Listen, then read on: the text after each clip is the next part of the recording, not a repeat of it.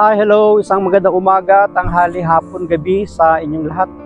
Anong oras man ninyo napapanood ang video ito, tayo po muli ay tutunghay ng ating pagbasa para naman sa araw po ng Lunes, April 22, taong 2024.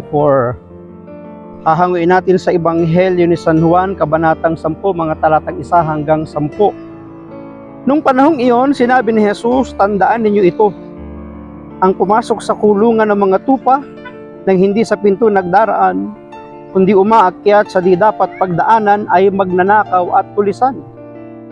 Ngunit ang nagdaraan sa pintuan ay siyang pastol ng mga tupa. Pinapapasok siya ng bantay pinto at pinakikinggan ng mga tupa ang kanyang tinig. Tinatawag niya ang kanyang mga tupa sa kanilang pangalan at inilalabas sa kulungan. Kapag nailabas na siya'y nangunguna sa kanila at sumusunod naman ang mga tupa sapagkat nakikilala nila ang kanyang tinig. Hindi sila sumusunod sa iba, bagkus pa nga'y patakbong lumalayo sapagkat hindi nila nakikilala ang kanyang tinig. Sinabi ni Jesus ang talinghagang ito, ngunit hindi nila nauunawa ng ibig niyang sabihin. Kaya't muling sinabi ni Jesus, tandaan ninyo, ako ang pintuang dinaraanan ng mga tupa. Ang mga nauna sa akin ay mga magnanakaw at mga tulisan. Ngunit hindi sila pinakinggan ng mga tupa. Ako ang pintuan, ang sinumang pumapasok sa pamamagitan ko'y maliligtas. Papasok sa lalabas at makatatagpo ng pastulan. Kaya lamang pupunta rito ang magnanakaw ay upang magnakaw, pumatay at magwasak. Naparito ako upang ang mga tupa ay magkaroon ng buhay, isang buhay na ganap at kasiya-siya.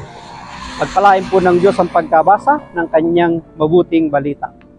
Ang atin pong refleksyon or pagsasadiwa ay hahangin natin sa Aklat ng Simbahay taong 2024. Ang bayaran ay tumatakas kapag may dumarating na asong gubat.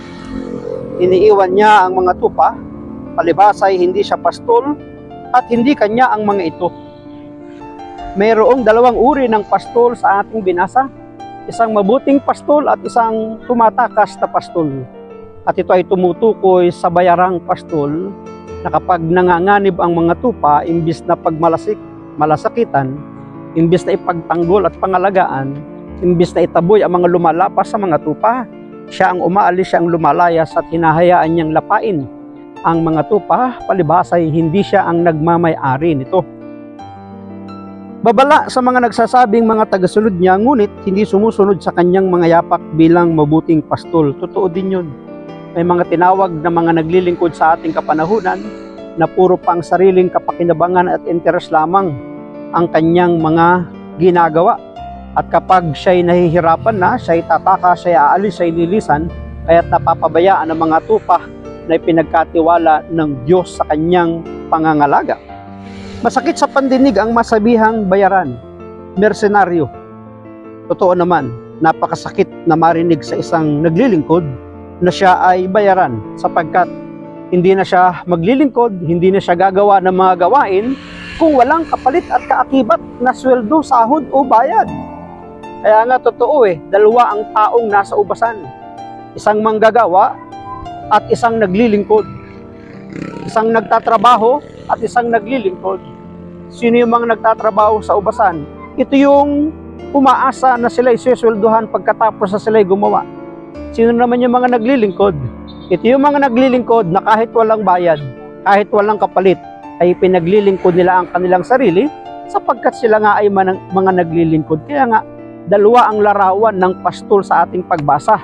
Pastol na mabuti, na walang iba kundi ang ating Panginoon. Pastol na bayaran na kapag nanganganib na ang kanyang buhay, siya ay tatakas at pababayaan na lang ang kanyang mga kawan. Walang personalan, trabaho lang, ika nga, sabi ng ating binasa.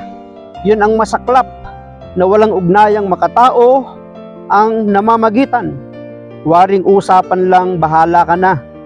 Kung lapain man ang asong gubat, ang mga tupa o hindi, wala pa rin siyang pakialam or wapakels. Paano man naisin sabihin, ang realidad ay may mga tao ganoon. Totoo din, may mga tao talagang nagpapabaya, nagsasabing wala akong pakialam, bahala kayo sa buhay ninyo. Pero si Jesus hindi, sapagkat ang kanyang buhay, ang kanyang sarili ay inialay niya para maligtas ang mga tupa na inilagay ng Diyos sa kanyang balikat. Maraming salamat at pagpalain tayo ng ating Panginoon. Ang akin lang palaging sambit, I love you with the love of the Lord. Bye-bye and bye-bye. Thank you for your smile.